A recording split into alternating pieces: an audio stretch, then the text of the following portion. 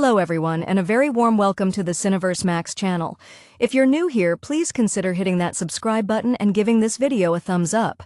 Today, we are diving deep into the action-packed world of Furious 6, the 2013 movie.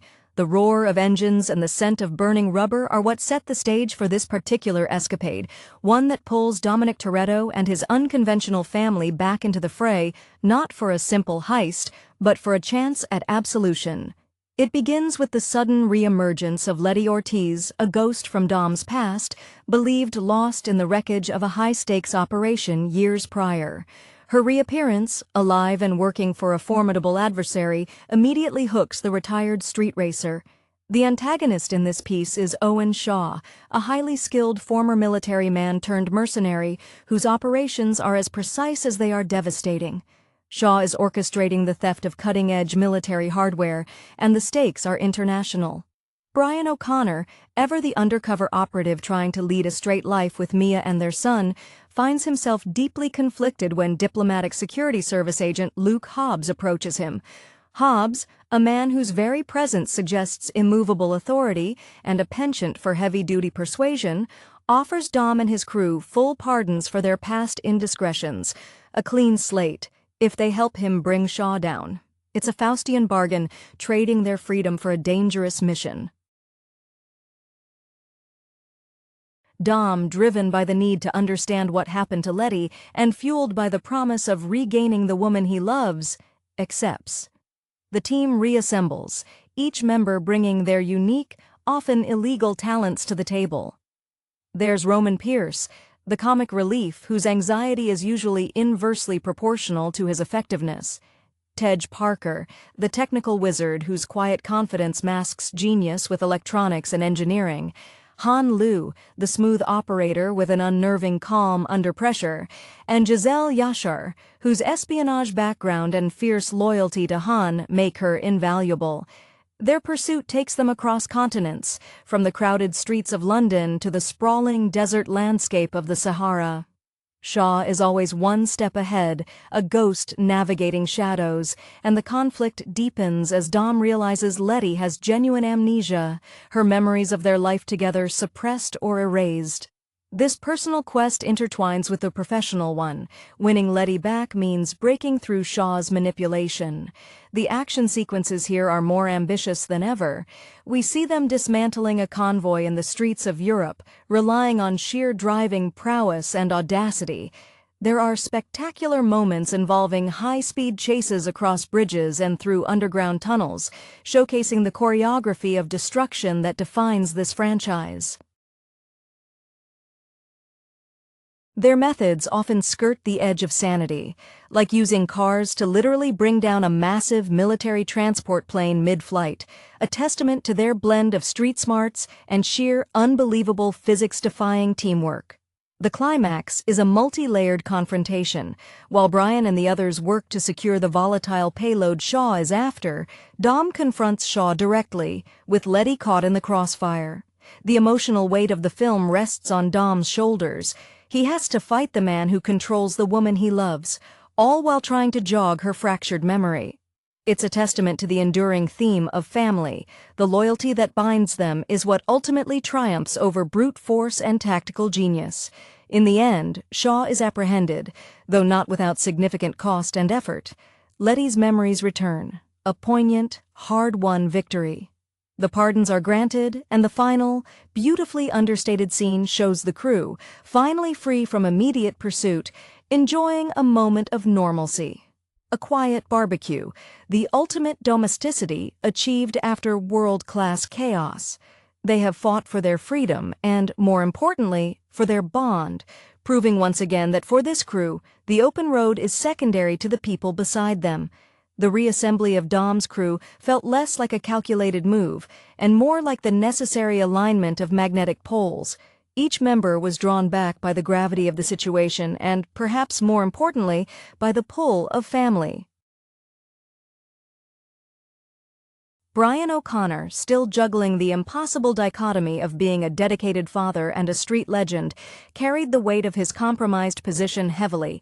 His skills honed in the FBI gave him an edge in tracking Shaw, But his heart was always tethered to the outlaw life he shared with Dom. The thought of everything he'd built with Mia jeopardized by this new global threat was a potent motivator. Tej Parker, who often seemed more comfortable interfacing with complex satellite systems than actual people, approached the technical challenges with his usual detached expertise. One could almost see the gears turning behind his calm demeanor as he bypassed encryption systems that governments probably thought impenetrable. Meanwhile, Roman Pierce provided the necessary levity, though underneath the constant stream of self-deprecating fear, there was a core of courage that always flared up when the impossible became the immediate. He was the grounding force of panic that often ironically highlighted the danger they were facing. Giselle and Han, the partnership that always seemed to operate on an entirely different frequency, brought elegance to the destruction. Giselle, whose past involved espionage and survival in harsh, unforgiving environments, moved with a predatory grace. Her unwavering focus on Han, the unflappable master of cool who could seemingly find a moment to enjoy a snack even while being shot at, was the enduring emotional anchor of their pursuit across Europe. Their chemistry was proof that true partnership transcended language and past loyalties. The hunt for Shaw became increasingly personal as Letty's condition was confirmed. Watching Dom interact with her, the frustration masked by fierce tenderness as she reacted to him with hostility or blank confusion, was the emotional core of the mission. Dom, the man who lived by a code of honor forged on sun-drenched asphalt, found himself navigating the murky waters of psychological manipulation. He wasn't just racing cars, he was racing against manufactured amnesia, trying to reach the soul of the woman he loved before Shaw could fully claim her. The scale of their required audacity expanded exponentially. The famed sequence involving the tank roaring through London's streets wasn't just spectacle, it was a desperate, high-stakes maneuver born from the knowledge that conventional tactics simply would not work against Shaw's military-grade resources. Each stunt, each near-death experience, was a reaffirmation of their shared philosophy. They faced overwhelming odds not because they were fearless, but because they refused to let external forces dictate their lives or separate their unit. The final confrontation, a desperate high-speed scramble involving Shaw's massive cargo plane, represented the pinnacle of their collaborative chaos. It required precise timing, vehicular acrobatics that defied known laws of motion, and an absolute, unwavering trust in the driver next to you, or the one hanging off the back of your car. When Dom finally faced Shaw, it wasn't just a physical battle. It was a clash between two opposing ideologies. Shaw, the cold professional valuing only efficiency and acquisition, and Dom, the street philosopher who understood that the most valuable things in life could never be stolen or bought. The slow, painful return of memory in Letty's eyes, sparked by Dom's sheer persistence and shared history, was the true prize, eclipsing any military hardware they helped recover. They earned their silence, their peace, and most importantly, their future together, not through superior firepower, but through relentless devotion. The sheer logistical nightmare of tracking Owen Shaw, a man who operated with the precision of a Swiss watchmaker yet possessed the destructive capability of a siege engine, highlighted the unique necessity of Dom's crew.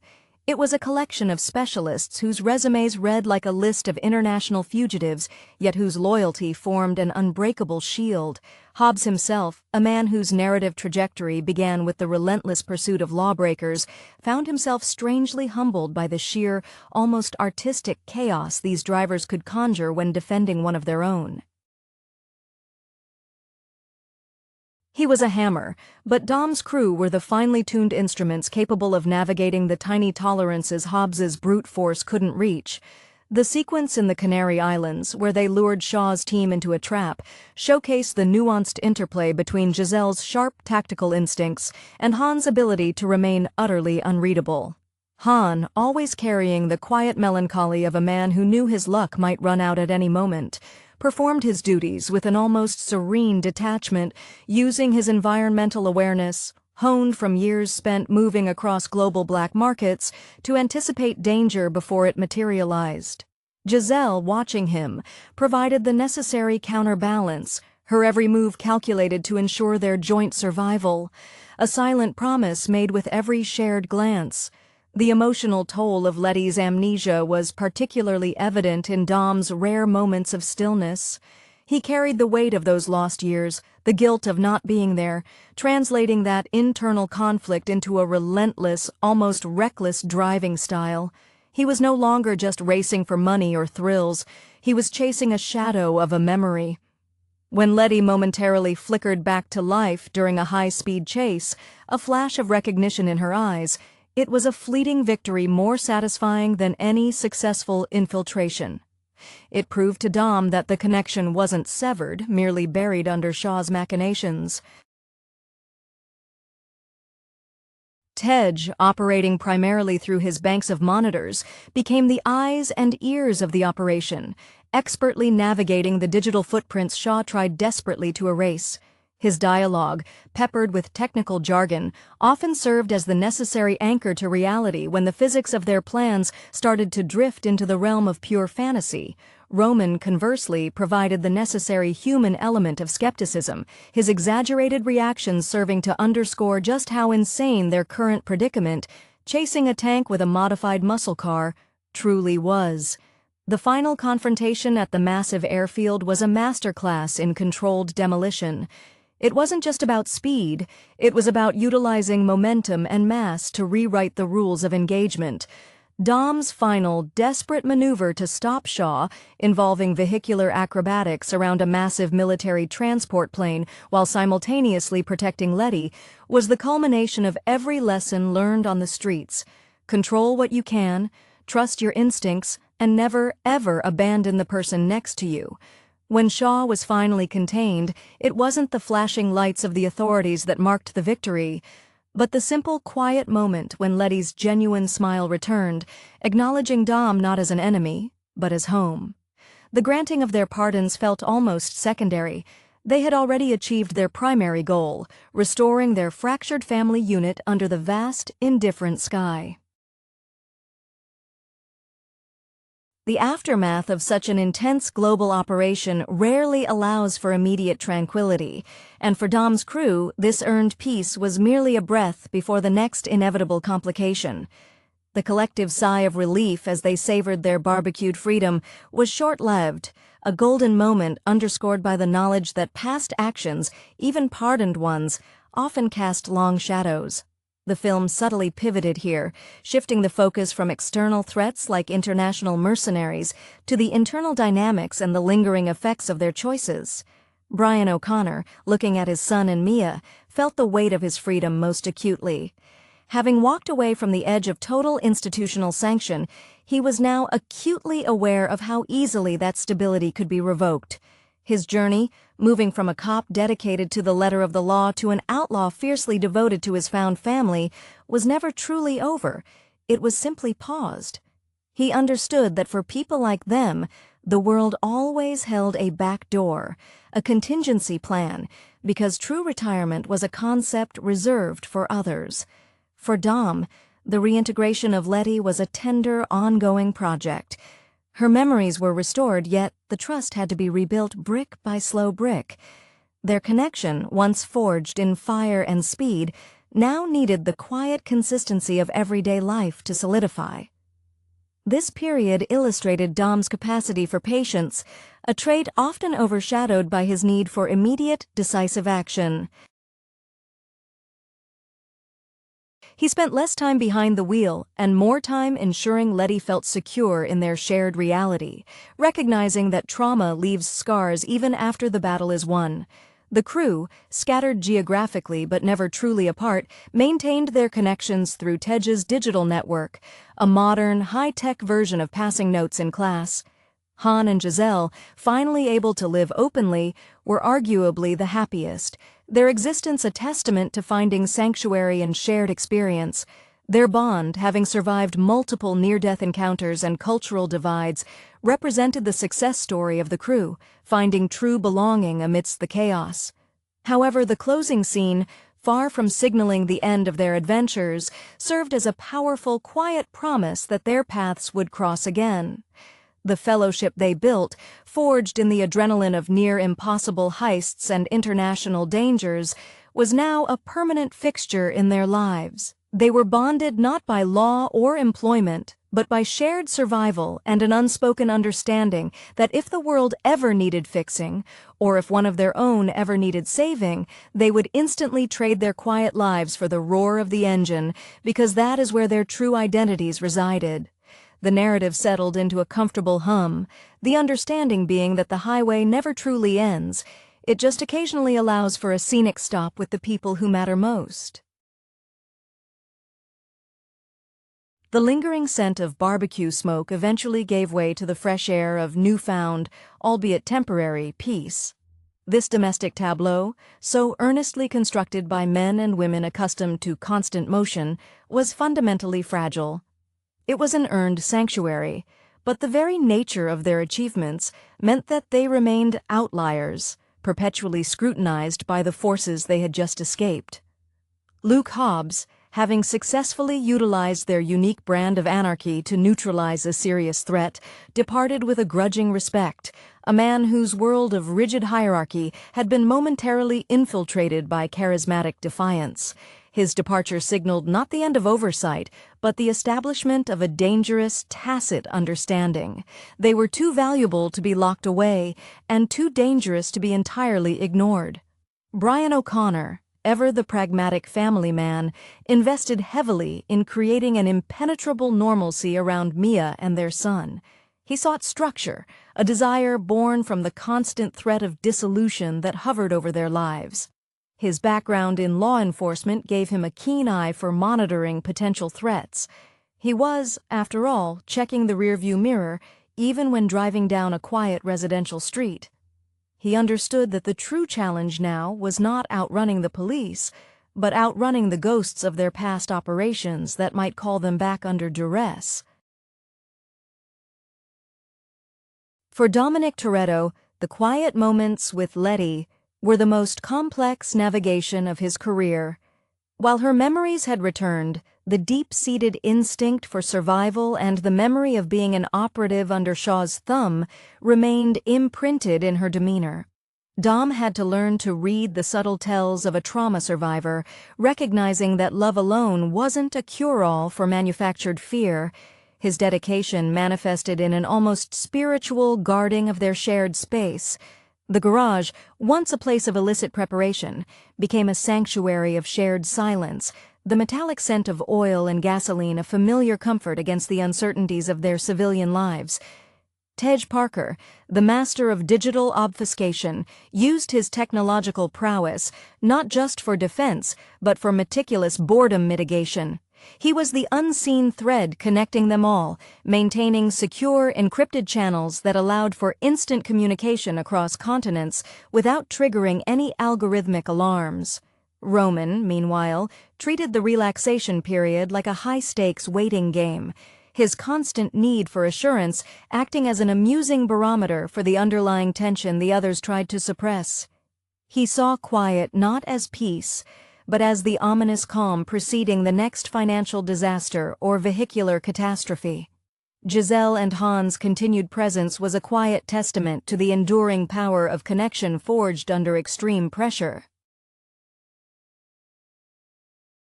They represented the ideal outcome, two highly skilled individuals choosing quiet partnership over global intrigue.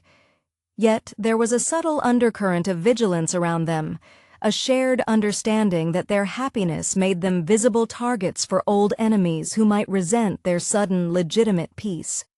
The film left them positioned at the precipice, enjoying the sunset of their freedom, fully aware that in their line of work, the most reliable constant is the inevitability of the next call to action, the next surge of adrenaline that proves their unconventional family is still necessary. The tranquility, as beautifully rendered in that final backyard gathering, was inherently unsustainable for souls wired for velocity. It was a momentary suspension of disbelief, a necessary pause for the emotional batteries to recharge before the universe inevitably sent another seismic jolt their way. This feeling of poised suspension forms the perfect emotional bedrock for the subsequent escalation, suggesting that their clean slate was merely a well-maintained disguise, ready to be shed at a moment's notice. The transition back to engagement is often catalyzed by an external force that targets one of their own, disrupting the delicate domestic balance they fought so hard to secure. While the previous conflict involved saving Letty from Shaw's control, the implicit understanding is that the global network Shaw operated within remains vast and vengeful. It's the nature of their expertise. Once you possess the ability to dismantle global logistics and drive vehicles through buildings, you become a permanent asset or threat to various shadowy organizations.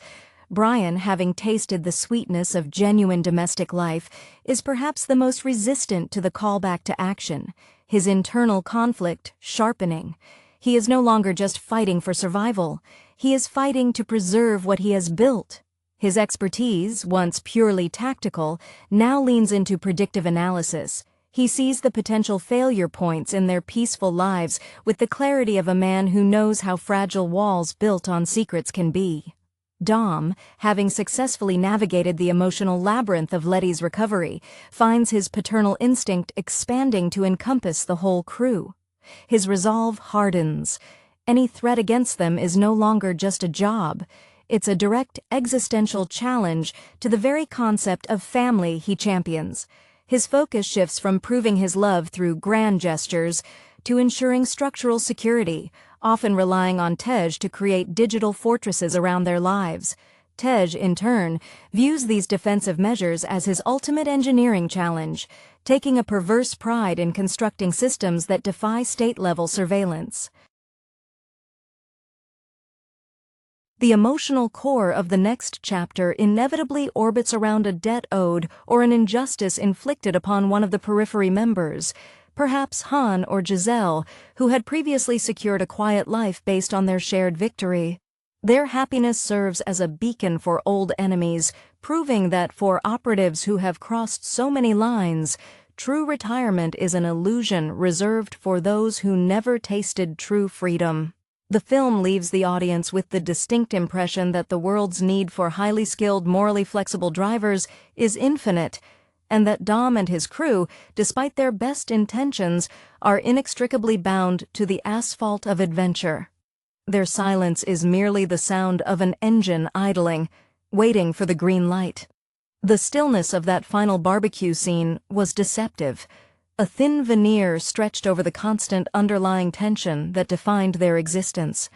For Dominic Toretto, the peace was tangible yet perpetually conditional, like a perfectly tuned engine running on low idle. He had spent his life operating on the fringes, guided by instinct and loyalty, and the recent pardon from Hobbs, while significant, felt less like a legal resolution and more like a temporary reprieve granted by a powerful, unpredictable entity.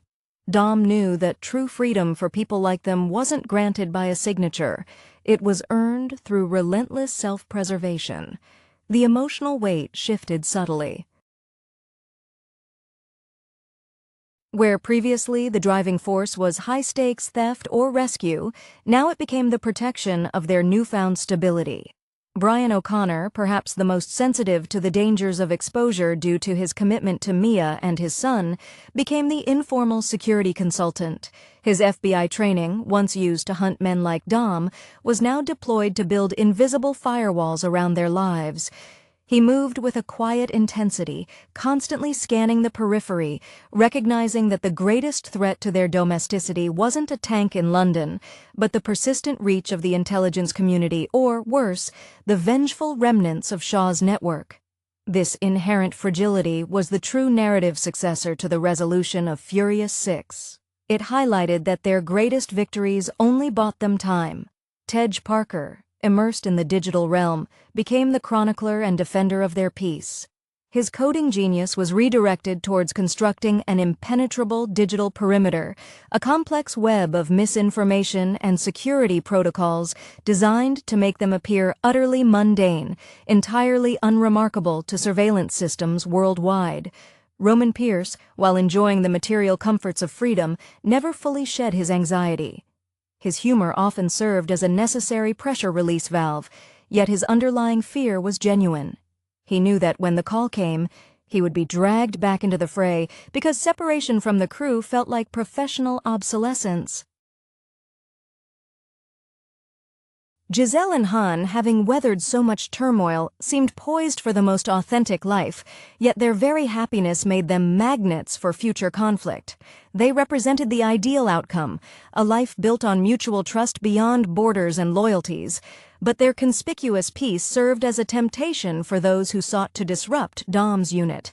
The film subtly planted the seed that their next adventure wouldn't be initiated by a government agent, but by a personal crisis, a violation of their newfound domestic sanctuary that would necessitate the full deployment of their devastating, beautifully chaotic talents.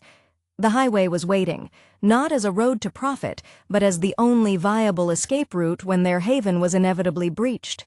The atmosphere of reluctant domesticity hung thick in the air, a precious commodity that Dom and his family guarded fiercely. The memory of Letty's return, the agonizing process of thawing her amnesia, had fundamentally changed Dom's priorities. He was no longer the thrill-seeker solely motivated by the next impossible challenge. He was a protector acutely aware of the fragility of human connection. This shift was palpable in his interactions, replacing impulsive action with a deep, measured commitment to stability, a commitment that ironically made him more vulnerable to the next calculated attack. Brian, navigating the role of the reformed outsider, found himself constantly oscillating between the safety of his suburban life and the deep-seated thrill of the open road. His eyes, sharper than ever, constantly searched for the telltale signs of being watched. He understood that Hobbs's pardon was only as good as the next global incident that required their unique skill set. He worried less about external authorities and more about the collateral damage their past lives inflicted on Mia and his son. Every siren in the distance became a potential reminder that their freedom was borrowed, not owned. Tej, the technical architect of their continued anonymity, treated their secure existence as his magnum opus in counter-surveillance. He was deeply invested in making their lives look perfectly uninteresting to anyone looking from the outside, the digital equivalent of blending into the wallpaper. Roman, perpetually operating on high alert, found the mundane aspects of peace agonizingly slow.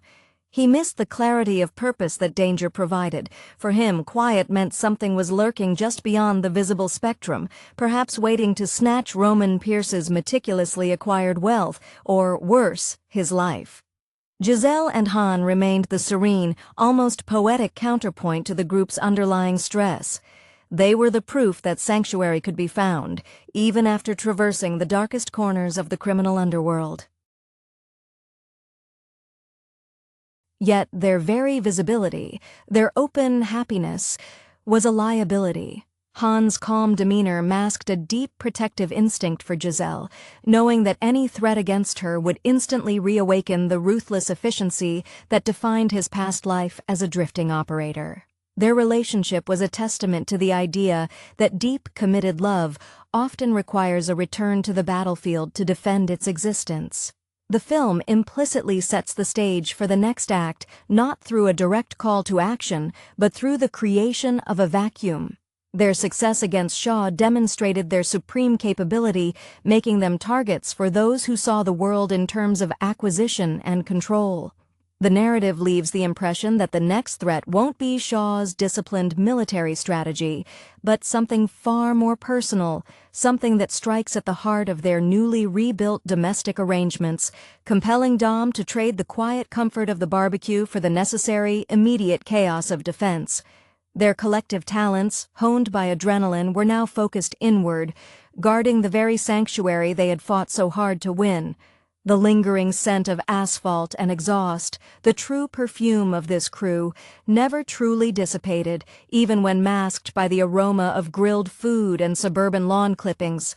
This brief taste of normalcy was akin to a pit stop for race cars running on fumes, necessary but not sustainable for engines built for maximum velocity. The resolution of the Shaw conflict merely cleared the immediate runway.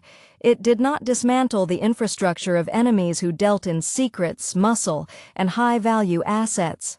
The story settles into a pregnant pause, an almost cinematic calm before the inevitable storm that targets the very stability they cherish. For Dominic Toretto, the piece was a heavy blanket he constantly checked for holes. His evolution was complete. The thrill-seeker had become the patriarch, and the stakes were now infinitely higher than any stolen cargo. Protecting Letty, watching her reclaim normalcy, required a different kind of focus, one less about driving skills and more about emotional scaffolding. He understood that the memory gap was filled, but the psychological scars remained, necessitating a constant, quiet reassurance that only he could provide. This deepened tenderness served as the crew's emotional compass. Any threat to that bond would elicit a response far more brutal than anything seen during the London chase. Brian O'Connor felt the institutional pressure keenly, even with the pardon stamped and sealed. His dual existence, the loving husband and father versus the master infiltrator, was a tightrope walk that grew thinner with every passing day of peace. His former FBI contacts and surveillance instincts were now focused internally, assessing the security of their shared world. He saw the world through a lens of threat assessment, constantly scanning for the political fallout or personal vendettas that invariably spring up in the wake of defeating a figure like Owen Shaw. Brian's greatest fear was not imprisonment, but the loss of the quiet life he fought so hard to construct with Mia. Tej Parker, the indispensable brain trust, was already building countermeasures against the inevitable next wave. He viewed the piece as an opportunity to stress-test his digital defenses, creating layers of plausible deniability and encrypted communication that would make any government agency weep with frustration. Roman Pierce, ever the Cassandra of the group, couldn't relax. He found the lack of immediate, tangible threat unsettling. For Roman, danger was predictable. Ambiguity was terrifying. He often prodded the others, seeking reassurance that their collective financial security hadn't somehow dissolved in the transition from international banditry to backyard relaxation. Giselle and Han, the couple who found permanence amidst global chaos, represented the hope that this life could yield a genuine future.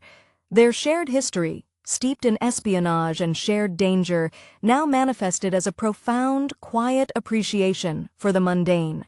However, their very contentment made them prime targets. The narrative strongly implies that the next catalyst will not be a formal mission, but a deeply personal blow aimed at their newfound stability, a direct violation of the sanctity of the family unit that would necessitate a swift, uncompromising return to the high-octane theatrics that define their legacy. The quiet hum of the idling engine was merely the sound of them waiting, prepared to unleash their carefully contained fury upon anyone who dared interrupt their hard-won peace. The silence following the granting of pardons was deceptive, an intermission rather than a finale. For Dominic Toretto, the true measure of victory wasn't the absence of handcuffs, but the unwavering gaze of Letty Ortiz, a woman who now remembered their shared history of danger and devotion. This hard-won stability, however, made them more visible targets. They had proven their unparalleled effectiveness on a global stage, making them incredibly valuable and incredibly dangerous to those operating in the shadows beyond the reach of Luke Hobbs's jurisdiction. The world of clandestine operations does not easily forget a team capable of dismantling military hardware mid-air. They merely wait for the right moment to pull the strings. Brian O'Connor, the former agent wrestling with his soul's allegiance, channeled his remaining paranoia into perfecting their domestic security. His commitment to Mia was the bedrock of his life, and he treated their home less like a safe house and more like a heavily fortified sanctuary. He was acutely aware that their past associates, those who lived by a code antithetical to legal structures, would view their newfound peace as an insult, or worse, an opportunity to exert leverage. Brian's mind remained calibrated to detect false flags and hidden agendas, recognizing that the next threat would likely be cloaked in a guise of friendship or necessity rather than overt aggression.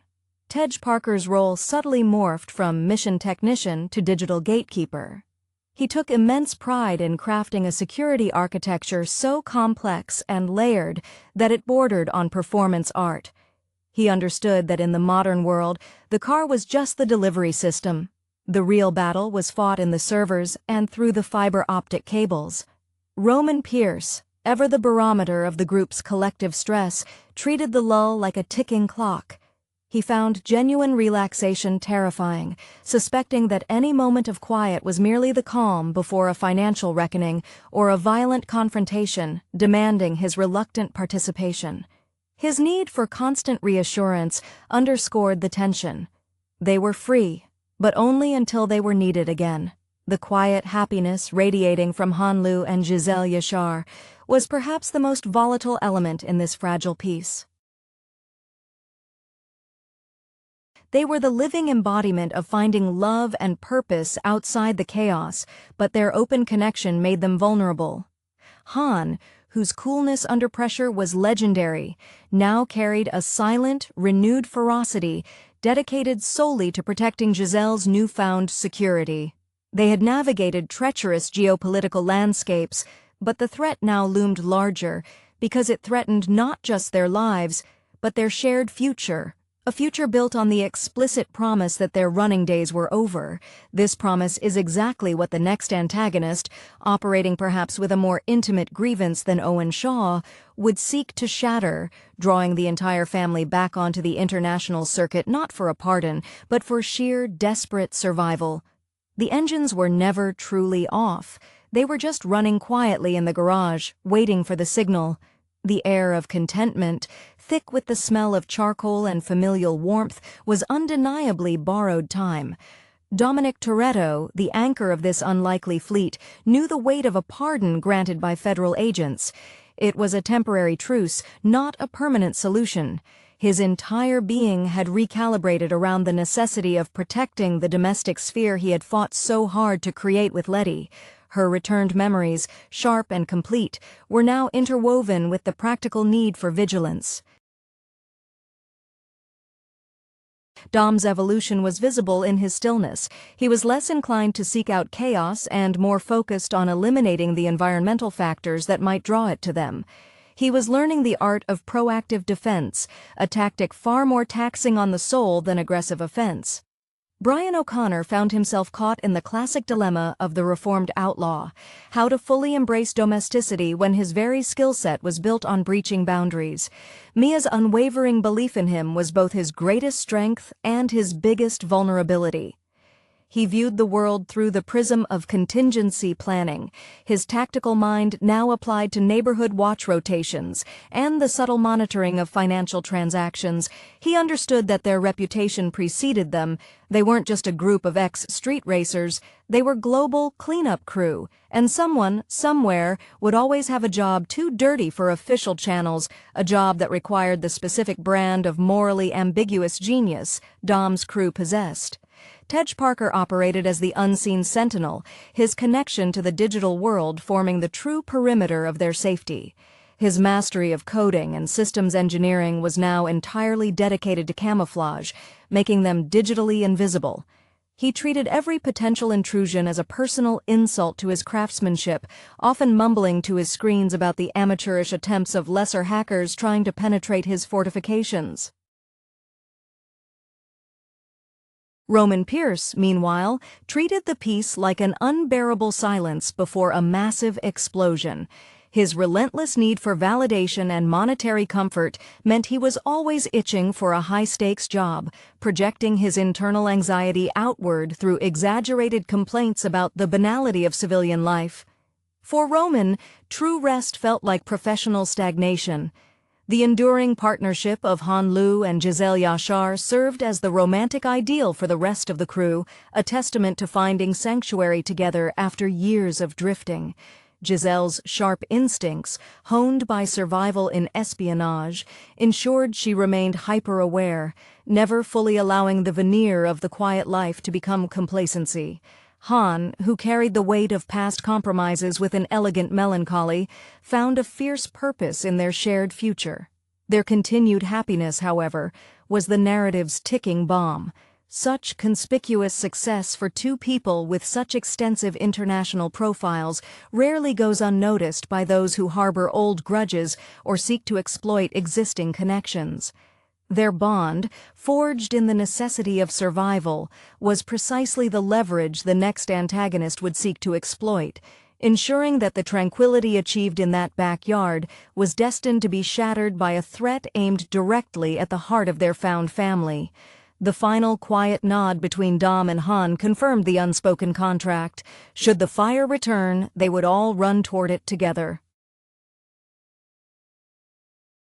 The fragile equilibrium they had established, a delicate ecosystem balanced between suburban normalcy and international notoriety, was inherently unstable, like a stack of perfectly balanced vehicles at the edge of a cliff. The very success of their last mission, the sheer spectacle of their defiance, had amplified their legend, turning their pardons into a widely recognized anomaly rather than a guarantee of safety. The shadows they had previously evaded now seemed to converge, attracted by the bright light of their temporary peace. For Dominic Toretto, the weight of being the unwavering center of this unconventional universe was becoming increasingly heavy. His bond with Letty was the emotional anchor, but it also became the primary liability. He saw the quiet contentment in her eyes as a beacon, drawing in dangers she might no longer remember how to fight. Dom's driving philosophy, never turn your back on family, now extended beyond immediate physical defense to include the meticulous curation of their environment, a constant low-level operational awareness that meant true rest was a luxury they couldn't afford. He found himself observing his crew more than ever, reading the subtle signs of boredom, anxiety, or lingering trauma that signaled readiness for action. Brian O'Connor was increasingly haunted by the concept of legacy. He wasn't just ensuring his family's safety, he was trying to establish a life so unblemished that it would supersede the notoriety of his past affiliations. His tactical genius was now dedicated to deep-cover digital security, building firewalls not against government wiretaps, but against the whispers of old criminal contacts. He communicated often and urgently with Tej, a silent partnership maintaining the technological illusion of their mundane existence. The conflict deepens as Brian realizes that walking away from the life means abandoning the very skills that might be needed to keep his family safe from the life's echoes. Tej Parker thrived on the complexity of maintaining their ghost-like status. He treated the constant threat of digital exposure as a personal challenge, an intricate puzzle only he could solve. When Roman Pierce complained about the lack of excitement, Tej offered a curt, technical retort. "We're not bored, Roman. We're untraceable. That takes far more engineering." Roman, meanwhile, oscillated wildly between blissful spending and abject paranoia. He understood the logic of their situation, that their reputation precedes them, but his fear manifested as an intense focus on material possessions, a tangible buffer against the abstract danger that constantly loomed. The greatest narrative tension lay in the quiet commitment of Han and Giselle. Having fought their way back to a life built on mutual trust, their simple happiness seemed an affront to the cynical operators who still dominated the dark corners of the world. Giselle's survival instincts remained razor-sharp. She noticed the subtle shift in attention, the way old acquaintances suddenly seemed too interested in their whereabouts. Han, his characteristic coolness now underpinned by a protective steel, was less the drifting master of evasion and more the immovable object guarding Giselle's serenity. Their impending re-engagement with the action is foreshadowed not by a direct attack, but by an insidious manipulation targeting their newfound stability, a targeted threat designed to shatter their belief that they could ever truly retire from the game they mastered. The narrative confirms that in Dom's world, loyalty is a constant, and the only thing more certain than the next race is the next necessary fight to defend those who matter most. The kinetic energy of Furious 6, directed by Justin Lin, propels the franchise further into the realm of high-octane, gravity-defying action, solidifying its shift from street racing roots to a global espionage saga. This installment functions less as a standalone narrative and more as a crucial hinge point, expertly weaving together the disparate arcs established in previous films while simultaneously setting the stage for the epic confrontations to come. The central conflict hinges on Dom Toretto's found family being drawn out of their self-imposed exile by Luke Hobbs, an imposing figure of federal authority, played with gravelly conviction by Dwayne Johnson. Hobbs presents an offer that appeals directly to Toretto's core ethos, taking down a formidable threat, Owen Shaw, a highly skilled mercenary played with chilling precision by Luke Evans, in exchange for full pardons for everyone. The film leans heavily into the concept of the family unit as the ultimate superpower. Vin Diesel's portrayal of Dominic Toretto is cemented here as the unwavering patriarch. His quiet intensity, born from a life defined by loss and fierce loyalty, provides the emotional anchor against the backdrop of impossible stunts. This unwavering focus on loyalty is contrasted sharply with the introduction of Letty Ortiz, whose return from supposed death, a classic soap operatic resurrection common in long-running franchises, is handled with a level of narrative deference that makes it believable within the established universe.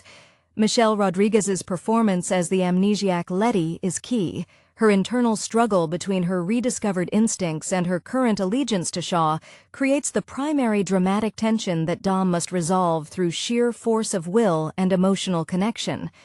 The supporting cast benefits immensely from the ensemble structure that the Fast series perfected by this point.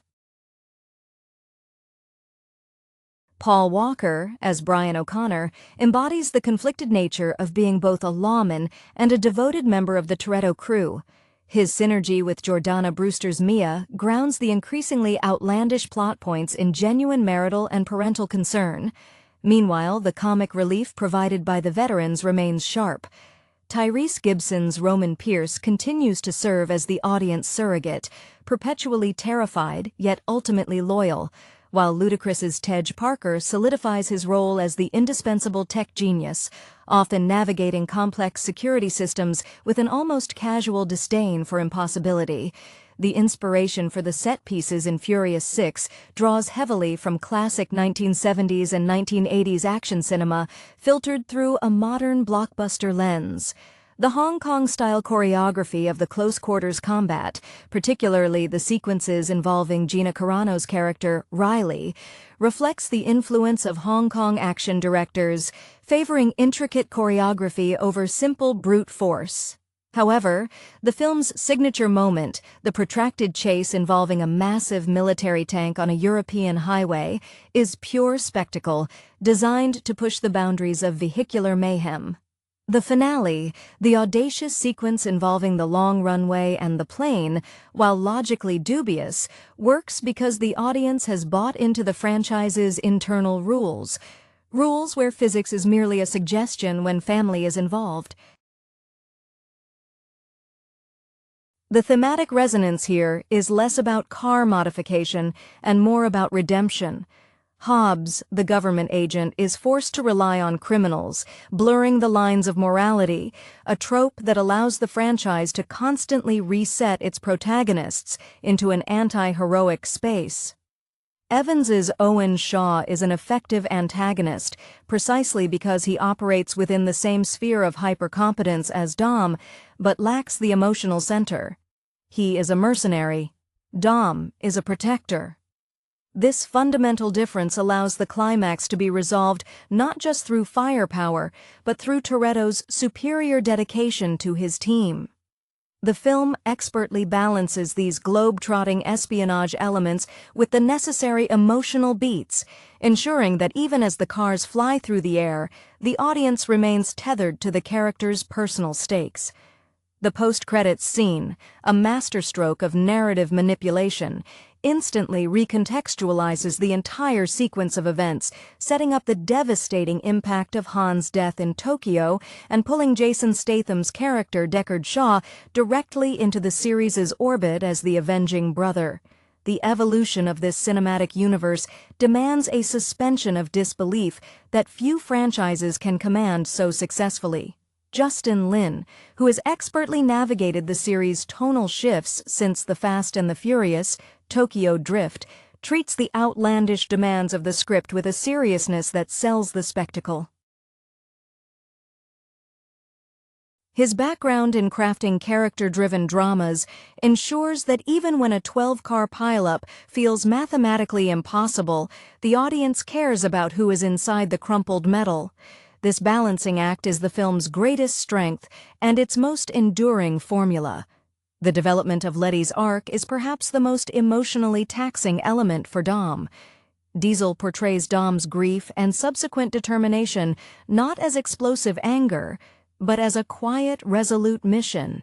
He isn't just fighting for a mission objective, he is fighting for a ghost he refuses to let fade. When Dom finally breaks through Letty's conditioning, often through physical proximity and shared memories invoked amidst chaos, a familiar tactic in romantic action narratives, it resonates because the audience has witnessed the foundation of their bond across 5 previous films. Michelle Rodriguez plays the internal conflict beautifully. The momentary flicker of recognition in her eyes before the programmed hostility returns is heartbreaking, showing that the Letty they knew is still fighting to surface beneath the layers of amnesia and manipulation enforced by Shaw.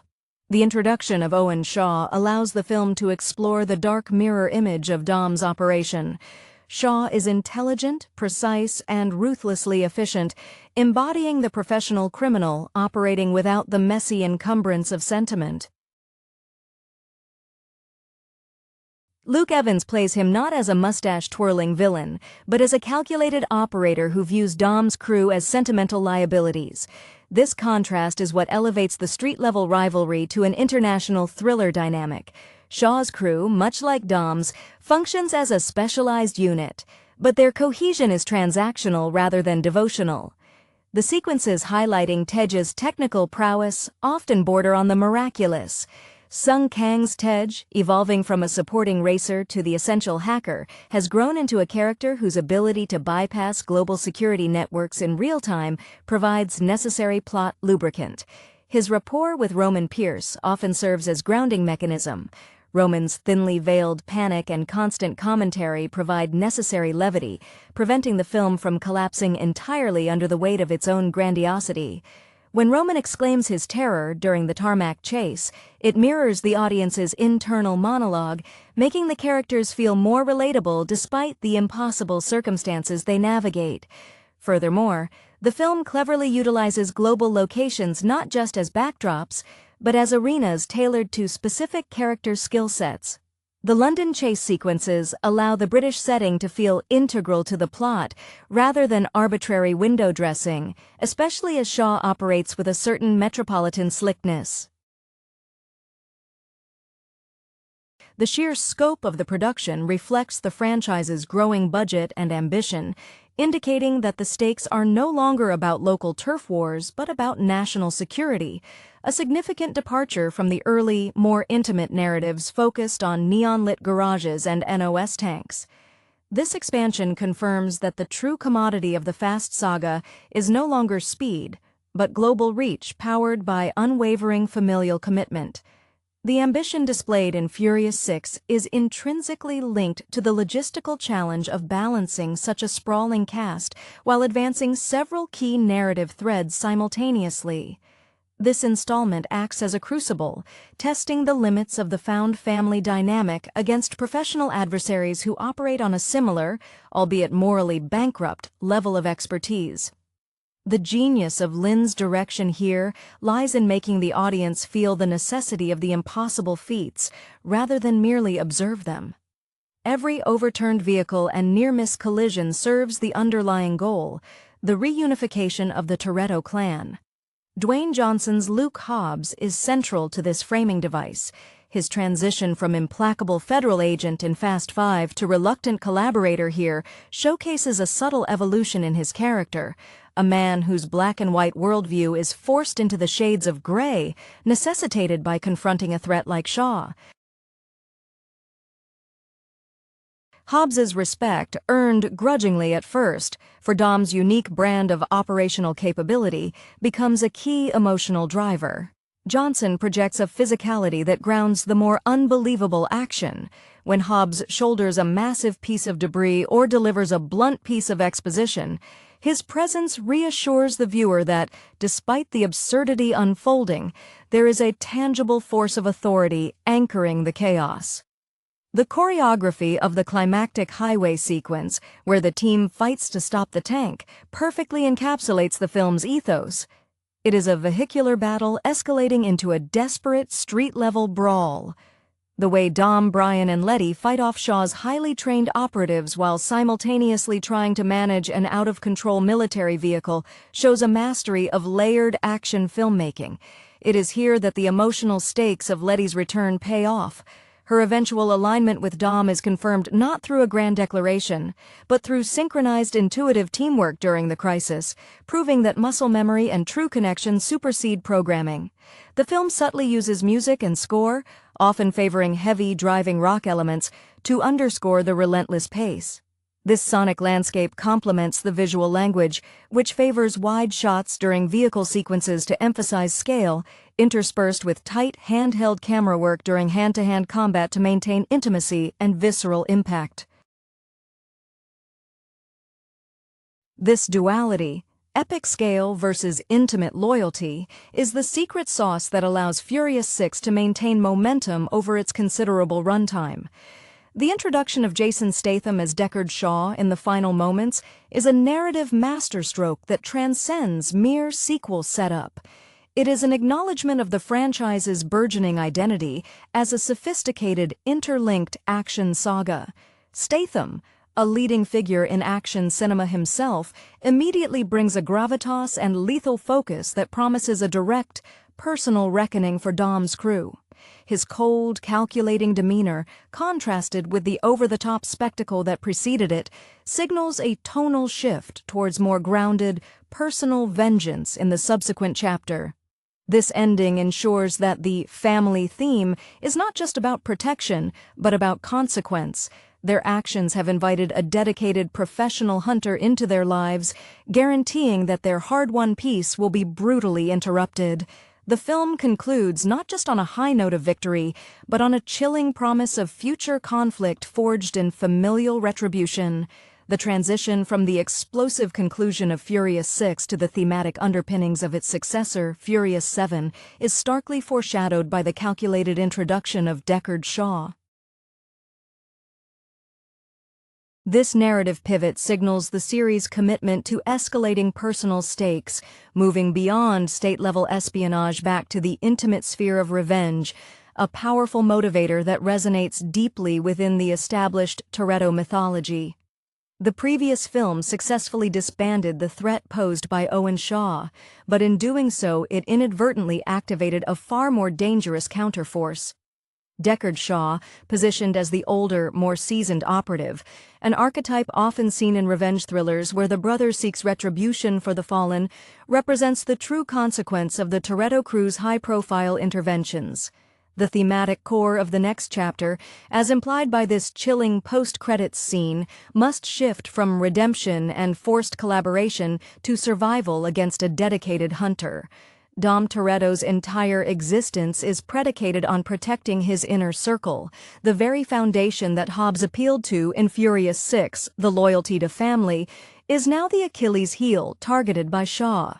This necessitates a narrative arc where the crew is scattered, perhaps forced back into hiding or adopting deeper aliases, as their previous victories have essentially placed a massive bounty on their heads, issued by a man whose skill set mirrors and in some ways surpasses Dom's own operational acumen. The potential for character development stemming from this sustained threat is significant. Brian O'Connor, already balancing his duties as a father and husband with the adrenaline addiction of the lifestyle, will face unprecedented pressure. Walker's performance often relied on conveying quiet anxiety beneath a veneer of calm competence. The threat posed by Statham's character provides the perfect external catalyst for Brian to seriously reconsider the long-term viability of the life he has chosen alongside Mia. His desire for normalcy, hinted at throughout the series, will clash violently with the immediate necessity of combat readiness. Furthermore, the expansion of the crew's global network, built through years of international operations, becomes their primary defense mechanism. Tej and Roman, whose established banter provides necessary ballast, will be crucial in tracking Shaw and leveraging their technological and tactical knowledge to anticipate moves made by a professional killer who clearly operates outside the bureaucratic constraints that hampered Hobbs. The film's success will hinge on whether it can weave Shaw's calculated pursuit, a series of targeted attacks on individual members, into the spectacle-driven vehicle action that audiences now expect, ensuring that the emotional weight of the revenge plot is always paired with physics-defying stunts. The stakes are no longer just pardons or saving the world. They are fundamentally about preserving the very existence of the Toretto family unit against an enemy whose motivation is pure, unadulterated vengeance. The anticipation built by Deckard Shaw's cold introduction demands a narrative that acknowledges the sheer gravity of engaging a threat of this caliber. Unlike Owen Shaw, who operated as a calculated military mind focused on extraction and leverage, Deckard embodies the raw, personal vendetta. Jason Statham's established screen persona, a master of practical, bone-jarring close combat and unflappable cool, provides the perfect foil for Vin Diesel's more emotionally driven, instinctual brawling style. This shift in antagonist requires the Toretto crew to rely less on elaborate heists and more on sheer tenacity and tactical evasion. The geography of the next conflict must feel intimate and inescapable, reflecting Shaw's methodical dismantling of their lives piece by piece. This forthcoming ordeal will inevitably test the limits of Dom's leadership. His mantra, "Nothing matters more than family," will be challenged when the very protection he offers becomes the bait drawing danger closer. The emotional toll on Dom will be palpable. The victory over Owen feels hollow when it immediately spawns a more vicious successor. We can anticipate scenes where Dom exhibits a profound sense of responsibility, perhaps pushing his team away temporarily, believing that isolating himself is the only way to mitigate the risk to Brian, Mia, and the others. This internal conflict, the desire to protect versus the need to unite, is the dramatic engine that drives high-stakes action narratives featuring tight-knit groups. The evolution of Letty's character arc will likely reach a critical juncture here. Having regained her memory through sheer force of will in the previous film, she now stands as a fully integrated, formidable operative. Her established history with Dom makes her a prime target for psychological manipulation by Shaw, potentially forcing her into impossible choices where she must defend her loved ones against an external enemy who understands her capabilities implicitly. Rodriguez's strength lies in portraying a character who is both physically formidable and deeply scarred. Her performance in the next installment will need to convey the vigilance required when the shadow of impending doom constantly looms over hard-won domestic stability. Furthermore, the return of Luke Hobbs, albeit in a different capacity, will be crucial for bridging the gap between government oversight and outlaw survival. Hobbs's initial alliance with Dom was born of necessity. His subsequent commitment will likely stem from a recognition of Shaw as an uncontainable international rogue element that threatens broader stability. Johnson's unique ability to convey bureaucratic authority cracking under physical and moral strain will be vital when Shaw inevitably crosses lines that even Hobbs, the reformed lawman, cannot ignore. Their shared, grudging professionalism promises spectacular and perhaps grudgingly collaborative set pieces where brute force meets specialized enforcement. The entire series is now reliant on the audience accepting that these former antagonists have become essential, interconnected components of a single high-stakes machine. The weight of Deckard Shaw's vengeance immediately infuses the atmosphere with a sense of predatory focus, a marked contrast to the sprawling, opportunistic criminality faced in earlier entries. His calculated nature suggests that he will not be interested in grand spectacle for its own sake, but rather precise, targeted eradication. This implies a narrative structure where the crew's usual methods, massive coordinated vehicular assaults, might be temporarily ineffective against an enemy who operates with surgical precision, perhaps even turning their reliance on specific locations or high-tech gadgets against them. The expectation is that the next film will force the characters to regress slightly in operational terms, emphasizing improvisation and raw protective instinct over flawless execution. This pressure will undoubtedly reveal the fault lines in the unity Dom has so painstakingly constructed. While the found family is fiercely loyal, their diverse skill sets, hacker, mechanic, driver, muscle, also create vulnerabilities that a methodical planner like Shaw can exploit. Consider Tej Parker. His reliance on stable networks and cutting-edge surveillance makes him an easy target for disruption. Ludacris has consistently delivered the comic relief, but against a truly terrifying threat, that levity must give way to moments of stark, necessary seriousness, showing the true cost of this life they all chose. Roman Pierce's well-established cowardice, usually played for laughs, could become a genuine liability, or, conversely, the unlikely spark that saves the day through sheer panicked luck, a testament to his underlying, if deeply buried, commitment to the group. The stakes for Brian O'Connor are now compounded by the potential for irreversible loss. Paul Walker's enduring appeal was his portrayal of the reluctant participant who found his true purpose within the chaos. With a growing family, the narrative tension surrounding his desire for a peaceful exit becomes acute.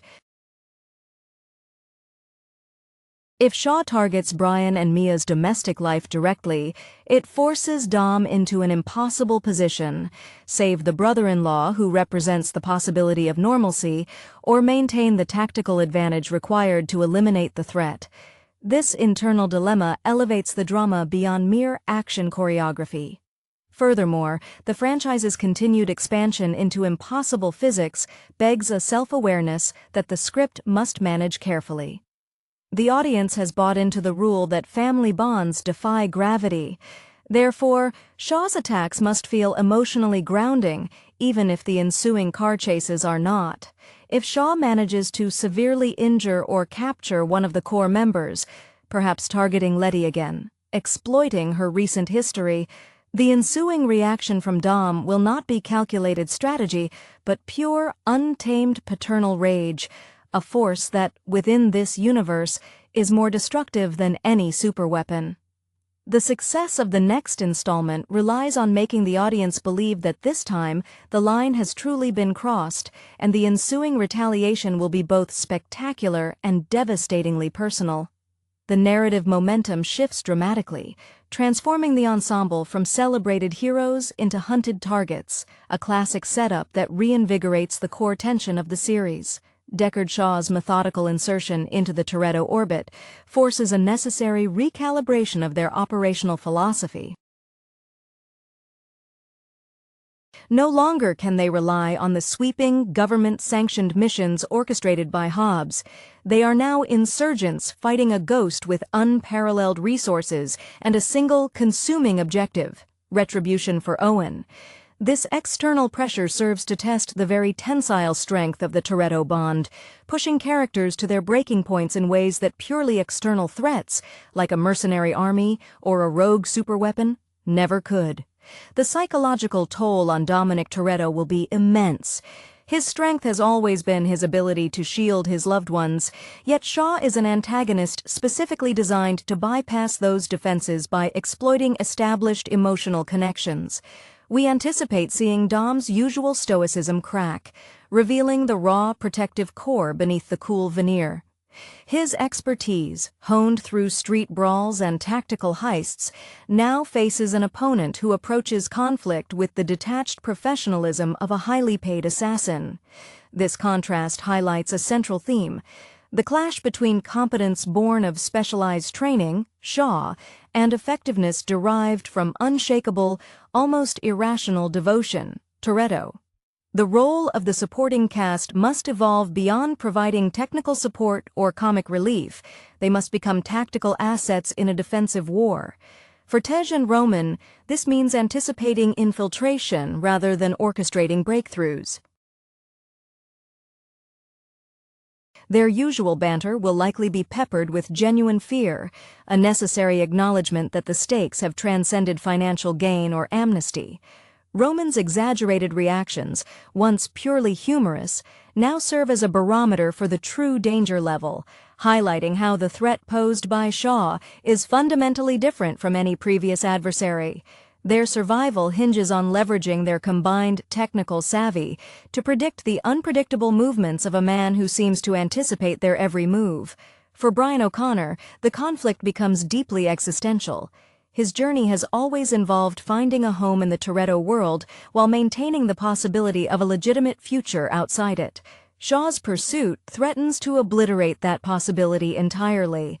The pressure on Paul Walker's character to maintain composure for Mia and their children, even as the world literally explodes around them, will require nuanced performance, showcasing the strain of trying to be both protector and role model in the face of overwhelming danger. The narrative must demonstrate that Brian is no longer simply Dom's right-hand man in a heist. He is a father whose capacity for violence is driven by the immediate threat to his domestic peace. Moreover, Letty Ortiz's status as a redeemed member will be weaponized. Shaw knows her history and her potential to betray her current allegiance if reminded of her past, a dynamic that might be exploited through psychological warfare rather than brute force.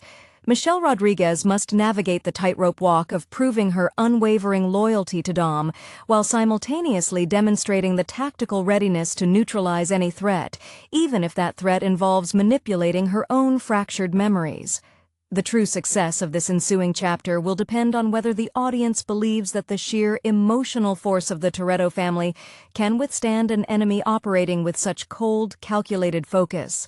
The spectacle must serve the intimacy of the revenge plot, ensuring that every impossible stunt is justified by the overwhelming need to keep their circle intact. The inevitable confrontation with Deckard Shaw mandates a narrative that delves deep into the emotional infrastructure of the Toretto clan, exposing vulnerabilities that years of successful high-stakes operations have conveniently papered over. Shaw's revenge isn't merely about neutralizing a threat. It's a targeted disassembly of Dom's support system, designed to inflict maximum psychological damage before the physical fight even begins.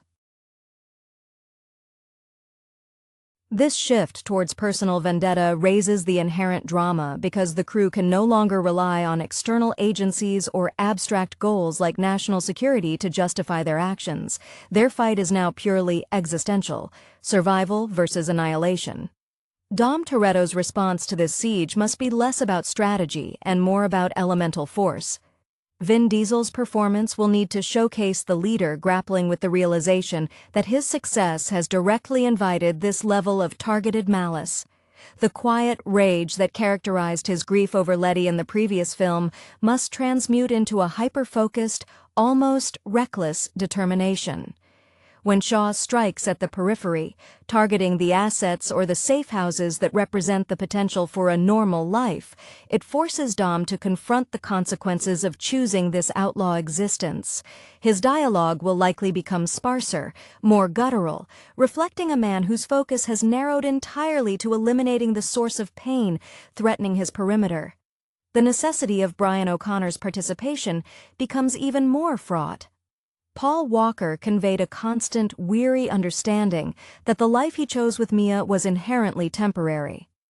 Facing Deckard Shaw, who seems utterly unconcerned with collateral damage or legal boundaries, means Brian must accept that any hope of a quiet retirement is now actively impossible. His expertise in tactical driving and quick assessment remains vital, but his primary motivation shifts entirely to guarding his nuclear family. We anticipate moments where Brian has to make tactical sacrifices, choosing the safety of his wife and children over aiding Dom directly in a confrontation, creating necessary friction within the partnership that has defined the series. Moreover, the supporting cast's established eccentricities must find new utility against an opponent who understands counterintelligence.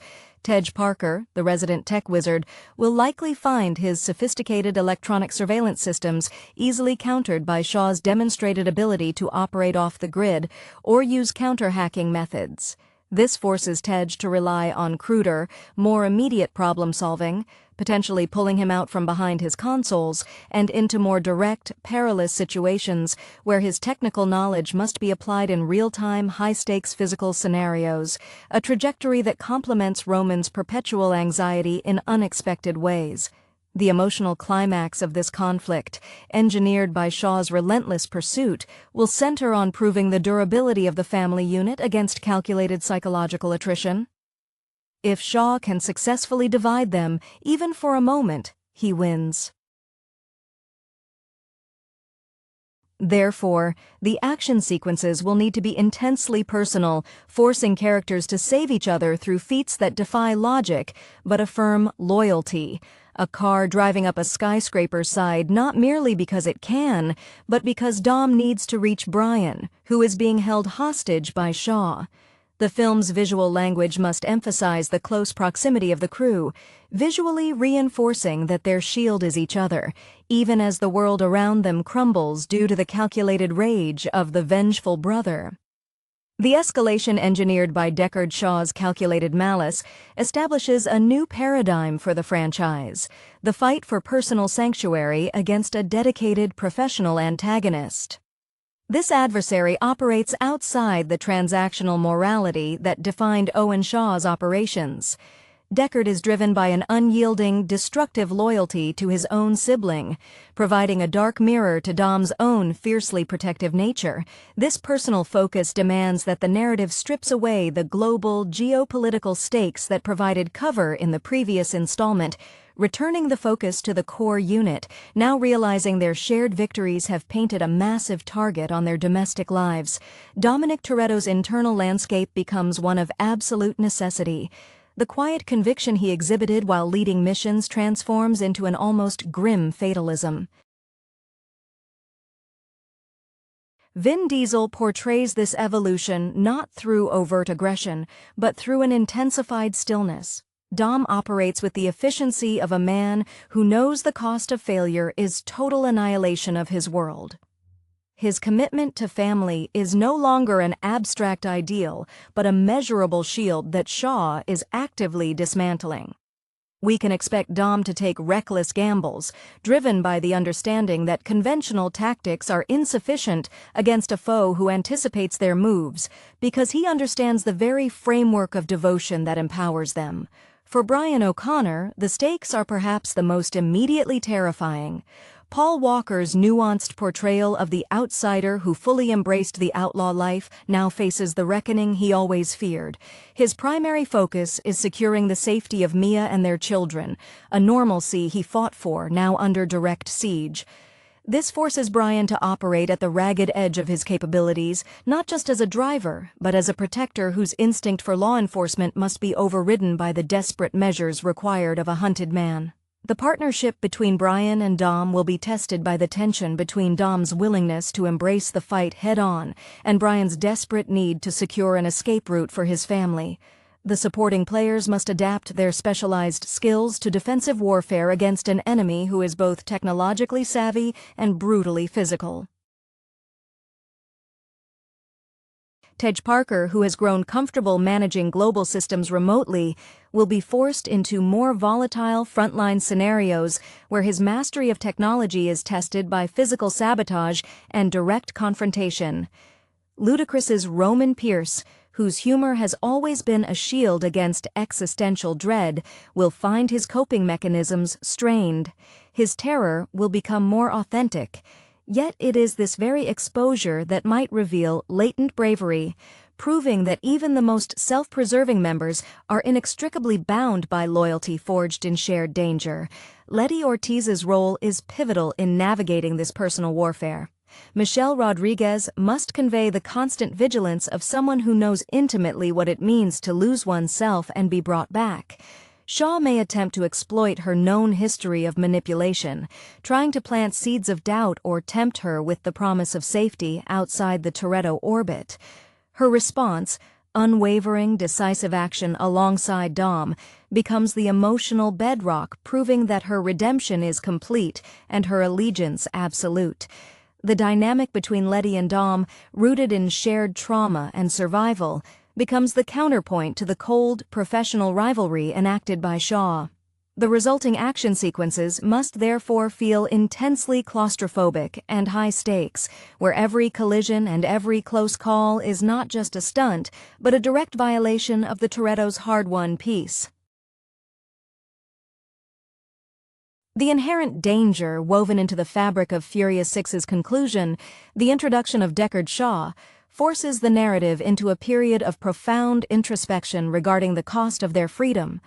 The subsequent chapter must grapple with the realization that dismantling one criminal enterprise, Owen Shaw's team, simply clears the path for a more dedicated and intimately motivated foe. This trajectory signals the franchise's ultimate maturation. The battles are no longer about large-scale score settling or governmental favor. They are about the sanctity of the private lives Dom has fought so desperately to build. The very concept of family transitions from being their greatest asset to their most glaring liability. The emotional core of this next phase must revolve around the concept of consequence. For years, the crew operated with a degree of impunity, shielded by their sheer audacity and the occasional intervention of entities like Hobbs. Deckard Shaw, however, represents a force unbound by such constraints. Jason Statham's presence guarantees a more grounded, visceral threat, one that emphasizes precise brutality over spectacle. The film will be compelled to slow down the tempo of its action, at least initially, to establish the methodical dismantling of the crew's stability. We anticipate scenes where Shaw's influence is felt through unsettling intrusions, a near miss in their quiet suburban life, or the discovery that their carefully guarded locations have been compromised, creating an atmosphere of inescapable dread. This existential pressure will inevitably reshape the character dynamics. Dom's leadership will be tested by his own paranoia. He cannot afford to trust external forces. His reliance must be absolute on the internal circle. This might lead to friction with Brian, whose inherent caution regarding the long-term viability of their lifestyle suddenly seems tragically prophetic. Paul Walker's performance, often characterized by a gentle earnestness underlying his exceptional driving skill, will now need to carry the burden of genuine fear for his wife and children. The narrative challenge will be maintaining Brian's essential goodness while forcing him to commit acts of survival against a determined, singular enemy. His arc hinges on whether he can find peace within the fight, or if the threat finally forces him toward the exit he has long contemplated. For Letty, her reintegration into the family unit, earned through such dramatic means, faces its ultimate validation. Shaw, understanding the Toretto dynamic better than anyone external, will likely use psychological warfare that targets her recent past, the amnesia, the conflict she faced within herself. Michelle Rodriguez must portray Letty not just as a fighter, but as an emotional anchor who actively chooses Dom and their shared history over the calculated logic Shaw represents.